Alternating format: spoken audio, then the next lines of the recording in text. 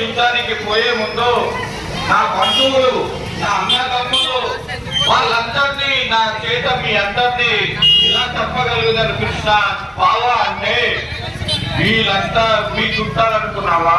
చివరి దాకా నీ కోసం వచ్చే వాళ్ళు అనుకున్నావా? ఇది కాదు జీవితం. నేను ధర్మం వైపే నిలబడతాను. అది అధర్మం తీసుకోవాల్సిన బాధ్యత నాది. నువ్వు కేవలం